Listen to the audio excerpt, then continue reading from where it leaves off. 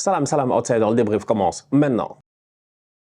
Le Real Madrid l'emporte aujourd'hui 1-0 face à Séville. Belle victoire de la part des Madrilènes à domicile face à une équipe qui n'est pas facile à jouer. Nous tous, on sait que les matchs entre Madrid et Séville sont souvent des matchs sous haute tension. Aujourd'hui, de la tension, il y en a eu dans ce match-là. Il y a tellement eu de tension que je pense que même l'arbitre, il a eu des problèmes de tension musculaire. Il y a des problèmes de tension musculaire. Le pauvre, il s'est blessé, je sais pas, claquage ou quoi que ce soit. Ils ont dû changer d'arbitre durant ce match-là. Mais avant cela, il y avait énormément d'intensité dans cette rencontre. Le Real Madrid a réussi à récupérer ces derniers temps. Enfin, des défenseurs, après avoir fait quelques mix défensifs que nous-mêmes, on ne pouvait pas comprendre, mais qui fonctionnaient bien entre Dani Carvajal et puis Tchouaméni. Enfin, le Real avait une défense qui ressemblait à quelque chose. Donc, du coup, tu avais Rudiger, tu avais Nacho, tu avais Tchouaméni qui était devant cette défense-là, accompagné de Toni Kroos et de Fede Valverde. J'ai d'abord envie de parler de Aurélien Tchouaméni. Top performance de sa part. Franchement, entre vous et moi, voilà un petit qui, il est en train d'être à la hauteur peut-être du price tag, du prix d'achat. En fait, le prix d'achat a été peut-être élevé, c'est vrai. Arrivé au Real automatiquement l'année où Casemiro part, en sachant pertinemment que quand le Real, ils ont perdu Claude Makelele dans le temps, ça leur a pris du temps pour retrouver un numéro 6 qui soit pertinent. Donc, du coup, en l'occurrence, Casemiro,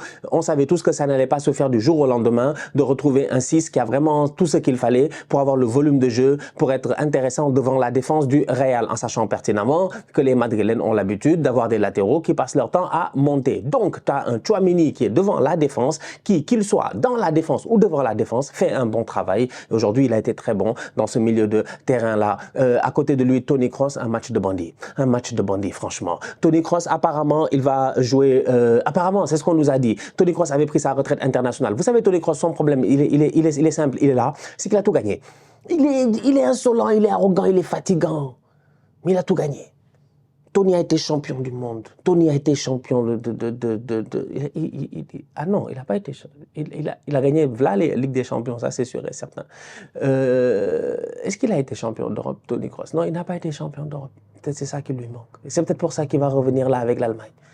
Le retour de Toni Kroos, c'était avec l'Allemagne. On pensait que c'était terminé, que c'était fini. Toni Kroos, c'est un boy qui est arrivé jeune au Real, qui arrive du Bayern, qui est déjà très performant, qui s'impose mais d'une manière extraordinaire au Real Madrid dans un milieu que nous tous on apprendra à apprécier au courant des années. On a appris en tout cas à apprécier au courant des années avec Modric et avec Casemiro. Casemiro est parti, Tchouaméni est arrivé, petit à petit il a pris son empreinte et tout ça, il est en train de se gérer, franchement bien joué. Mais là, avoir un Toni Kroos à cet âge-là au top comme ça, c'est incroyable. Franchement, il est impliqué, il est dans tous les bons mouvements, il est partout.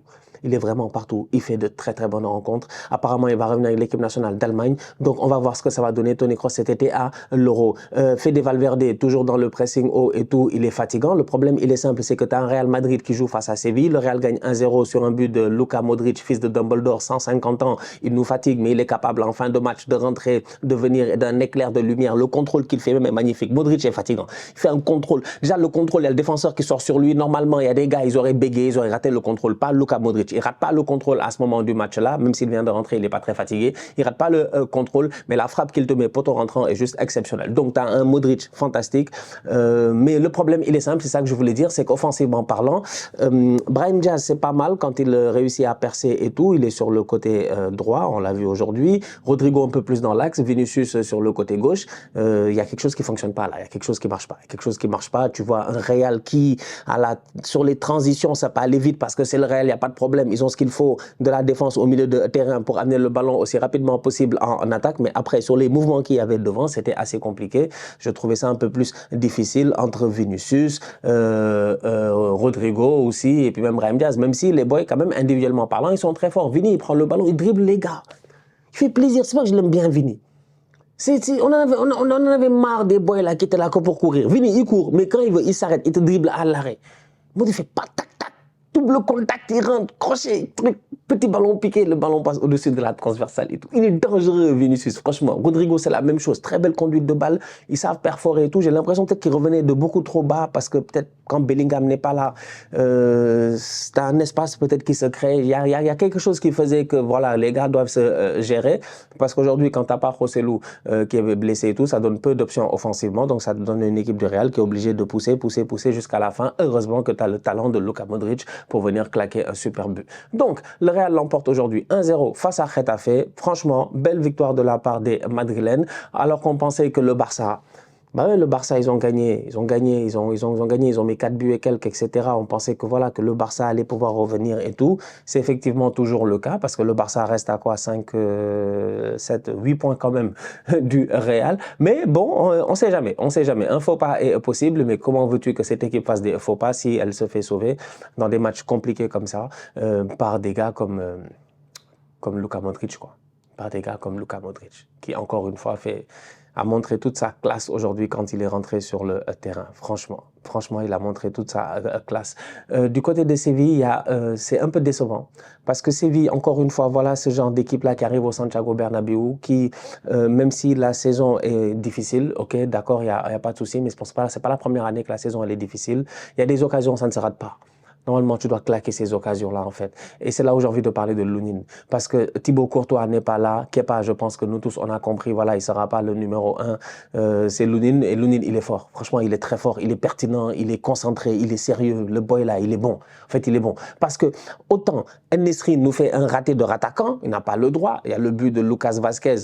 Il y a faute, il n'y a pas faute. Bon, on peut parler de la VAR en se disant qu'à la minute où on nous montre le ralenti et qu'on voit que Vazquez, il met bien le pied sur la cheville de En-Nesyri, eh ben, il y a faute, en fait. Donc, il n'y a pas besoin de beaucoup discuter. Maintenant, le problème, c'est de savoir est-ce que la faute a vraiment un impact dans l'action? Est-ce que l'attaquant aurait quand même, je ne sais pas, il y a plein de choses qui font que l'arbitre, en plus de ça, en plein milieu de l'action, il n'a pas sifflé, mais il y a faute. Donc, on nous a montré qu'il y a faute, on passe à autre chose. Donc, du coup, tu as comment ça s'appelle là? Tu as l'action. Tu as l'action du but de Lucas Vazquez, pas de problème, beau contrôle, tout, il claque son but, mais il y a faute, donc le but, il est annulé. Mais juste avant, En-Nesyri peut claquer un but. Et plusieurs fois, c'est pour ça que je dis que le Real, il y a des problèmes. J'ai vu des problèmes aujourd'hui, quoi. Hier, j'ai vu le débrief du Barça dans les commentaires. Il y a un boy qui a dit, ouais, Stade, il cherche toujours la petite bête. Mais c'est la petite bête. Voilà.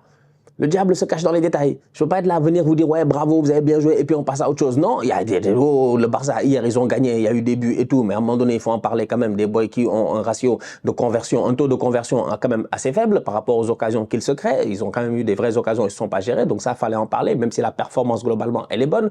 Aujourd'hui, tu as un Real qui joue face à Séville, et j'ai envie de dire que, ouais, il y a quand même quelques questions à se poser sur certains points. Donc, autant offensivement parlant, j'ai envie de dire que c'était pas aussi fluide entre Rodrigo, Vinicius et Brahim, alors qu'individuellement parlant, tu les prends, les boys, ils sont au top. Autant au milieu, il y avait ce qu'il fallait parce que ça se gérait très bien entre Toni Kroos, Tchouaméni et Valverde qui montaient au pressing.